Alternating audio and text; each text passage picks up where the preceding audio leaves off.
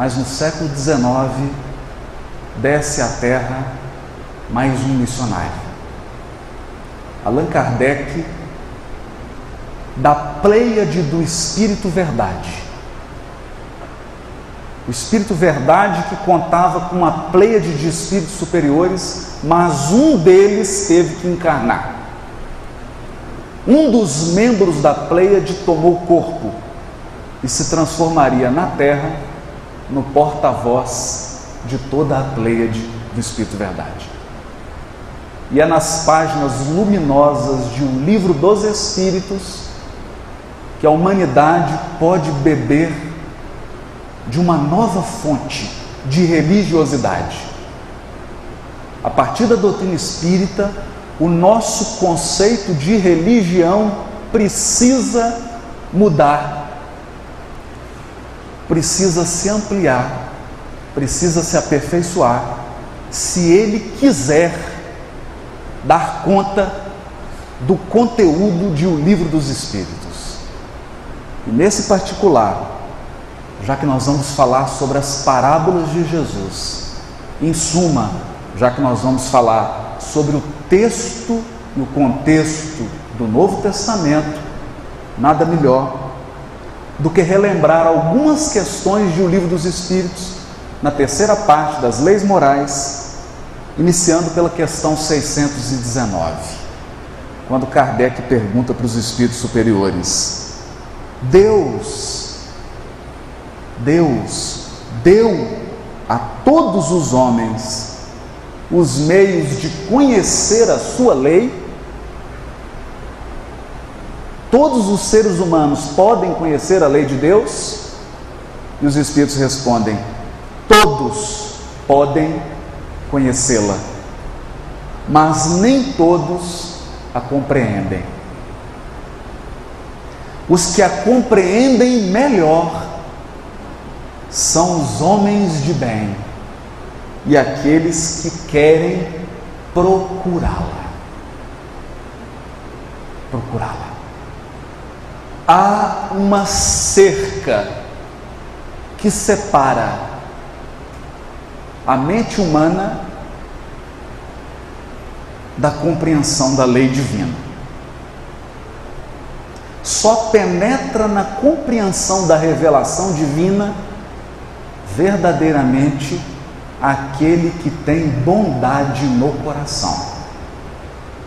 Porque a compreensão da lei divina é vedada aos maus. Por mais intelectualizados que eles sejam, não importam os títulos acadêmicos, não importa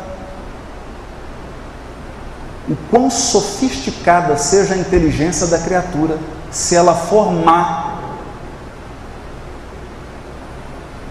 se os seus desejos forem de maldade, ela não penetra legitimamente e definitivamente na compreensão da lei divina. É a mensagem da questão 619. Mas aqui os Espíritos dizem também que além da bondade, além de ser um homem de bem, para compreender a lei divina, é preciso procurá-la. Só encontra aquele que busca. Ninguém encontra a lei divina por acaso.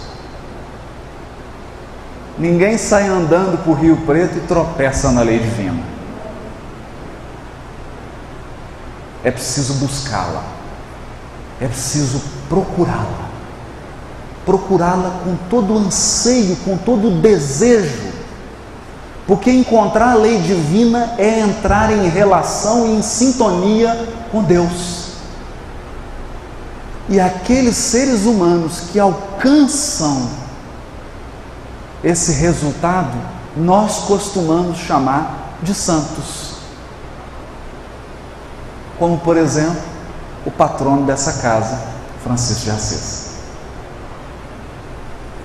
Alguém que buscou com tamanha intensidade a lei divina, Alguém que tinha tamanha bondade no coração que acabou por identificar a sua alma com o próprio Deus e transformou-se num espelho que refletia o próprio Criador. Porque os seres humanos que se refletem a Deus são como um lago que refletem o sol. E dizem eles: entretanto, todos a compreenderão um dia, porque é preciso que o progresso se cumpra. Todos vamos compreender a lei divina. Todos. Na questão 621, Kardec faz a pergunta mais instigadora da história da religião. A pergunta mais instigante da história da religião. Onde está escrita a lei de Deus? Quantos teólogos, quantos filósofos já haviam respondido essa questão? Você perguntava para vários pensadores: onde está escrita a lei de Deus? E a pessoa dizia, se ela fosse muçulmana, está escrita no Alcorão. Se ele fosse judeu, ele diria, está escrito na Torá. Se ele fosse cristão, ele diria, está escrito na Bíblia. Mas todos sugeriam que a lei de Deus está escrita num livro ou num pergaminho.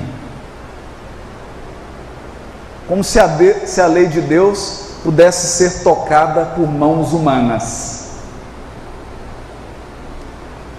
Como se a lei de Deus fosse algo perecível como a matéria. Como se Deus pudesse falar utilizando a limitada linguagem dos encarnados. Mas os espíritos superiores dão uma resposta simples. Onde está escrita a lei de Deus? Dizem eles, na consciência. Na consciência.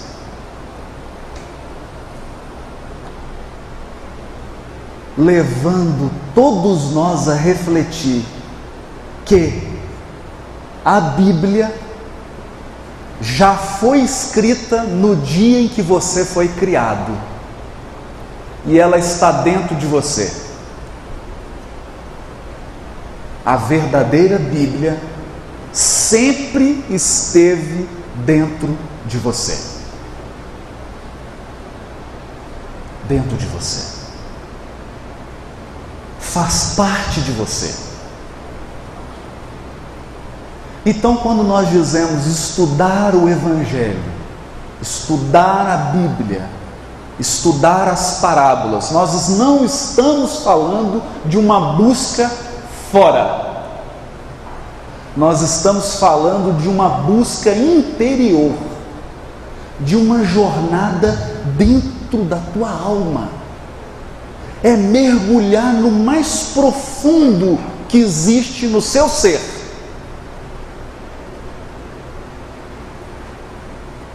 É lidar com a parte mais sagrada que você carrega no seu coração. Na tua consciência, Deus grafou todas as leis divinas. Todas as leis divinas. Isso significa que o juiz é a tua consciência. Toda vez que você fere a lei divina, você está indo contra a tua essência espiritual. Você está lutando contra você mesmo, contra a sua natureza íntima, contra a luz divina que foi colocada dentro de você. Se hoje nós vamos falar sobre estudo das parábolas, não se engane, eu não estou falando de manusear textos apenas. nós estamos falando de uma busca. Mas para buscar, você tem que querer encontrar. Isso me faz recordar uma jovem que saía de um grupo, e ela então me procurou e disse assim: olha, eu já fui para o hinduísmo e não encontrei. Depois eu fui para o budismo, não encontrei. Fui para o protestantismo, não encontrei. Fui para o catolicismo, não encontrei. Agora vim para a doutrina espírita e não estou encontrando.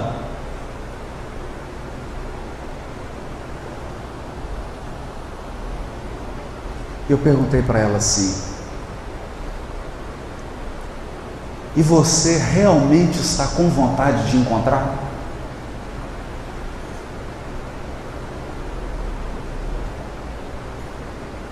Você realmente está com vontade de encontrar? Ou a sua busca é um conjunto de atos mecânicos? Porque eu vou te dizer uma coisa: o dia que você desejar verdadeiramente encontrar, você não precisa deslocar, vem até você. Não é você que vai, vem ao teu encontro. Mas você precisa desejar. Eu posso te ajudar no que for preciso, mas eu não posso querer para você. Eu não tenho esse poder. O único poder que eu tenho é querer para mim. O meu querer. É sobre isso que nós estamos falando. Sobre aquele que busca.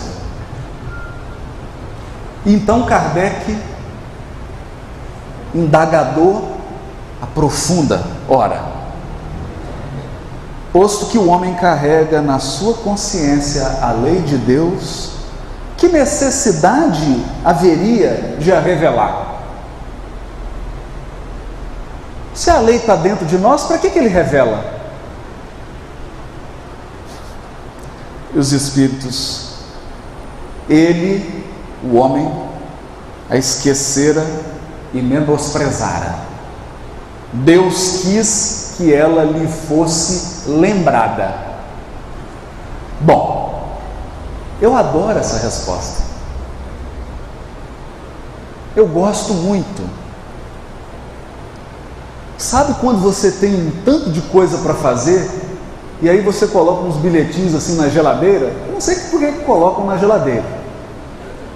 Deve ser porque é um lugar muito agradável de ir.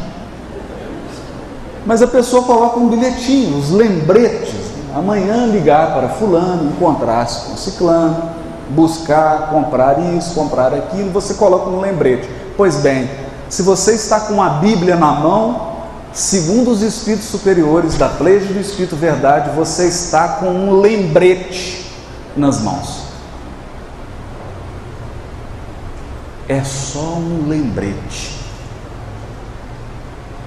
para você não se esquecer do que está aí dentro de você, dormindo, esquecido ou menosprezado, que é pior. A lei divina dorme em alguns ou é menosprezada em outros. Então o Criador determinou que fossem escritos bilhetes, lembranças. Questão 622. Deus deu a certos homens a missão de revelar sua lei? Ok. Se a revelação é um lembrete, Deus encarrega alguns seres humanos da missão de nos lembrar? Sim, certamente. Em todos os tempos, homens receberam essa missão. São os espíritos superiores encarnados com o objetivo de fazer a humanidade avançar. E na questão 623, quando Kardec fala, mas alguns falharam. Alguns falharam. E os Espíritos respondem, aqueles que não estão inspirados por Deus e que se deram por ambição uma missão que não tinham, os falsos profetas, certamente puderam transviá-los. Entretanto, como em definitivo eram homens de gênio, eram pessoas inteligentes, no meio mesmo desses erros que eles ensinaram, frequentemente se encontram grandes verdades. O difícil é separar o trigo do joio. O trigo do joio. O que nos lembra de uma lenda, uma história antiga. Dizem que certa vez o diabo visitou a terra. É claro que é uma lenda, né? É uma metáfora. O diabo visitou a terra e ele passava pelos caminhos, diz que passou aqui em Rio Preto e começou a jogar mentira na rua. E ele tinha um ajudante. De repente ele tira do saco uma meia verdade e joga na rua. E aí o ajudante dele fala, mas mestre, você está jogando uma meia verdade. Ele fala, é pior do que uma mentira. É pior do que uma mentira. Porque a meia verdade, a metade verdade te fisga. E a outra metade mentira te escraviza. Porque você não consegue discernir o que é verdadeiro e o que é falso.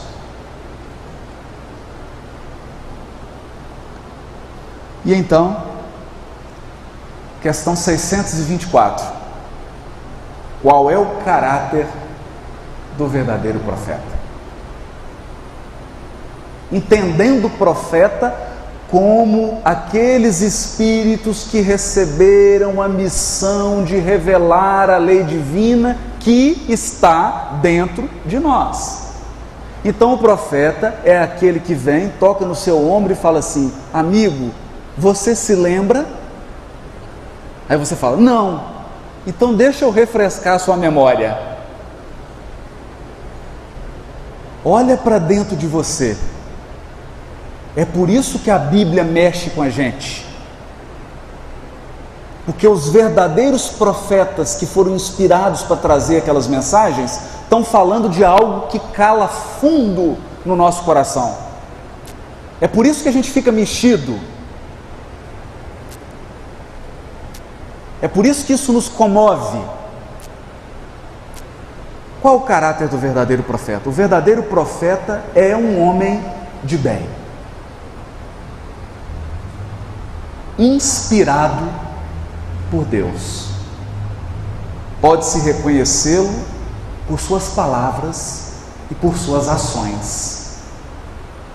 Deus não pode se servir da boca do mentiroso para ensinar a verdade. E aí, a grandiosa questão 625. Qual o tipo mais perfeito que Deus tem oferecido ao homem para lhe servir de guia e modelo? Qual o maior profeta que o planeta Terra já conheceu? Vede Jesus. Essa tradução é boa. Do Salvador Gentili, do Elias Barbosa. No original está isso mesmo. Vede Jesus. É como se os Espíritos dissessem assim, você precisa olhar. Você precisa realmente olhar para Jesus.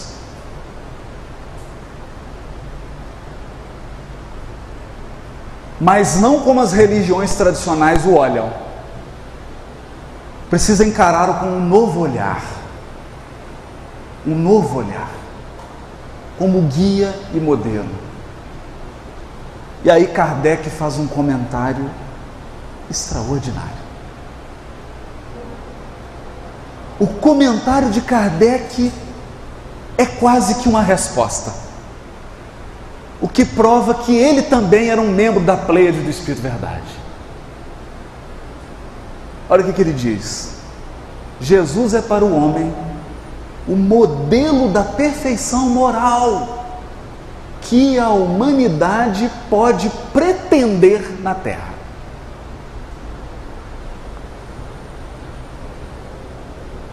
Pensa no máximo. Isso é o que você que está na Terra pode imaginar. Esse máximo, para nós na Terra, é Jesus. Deus nos oferece como o mais perfeito modelo, e a doutrina que ensinou é a mais pura expressão da lei de Deus.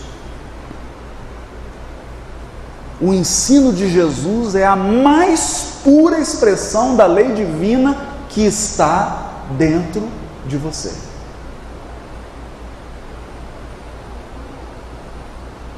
Porque ele estava animado do Espírito Divino e foi o ser mais puro que apareceu sobre a terra.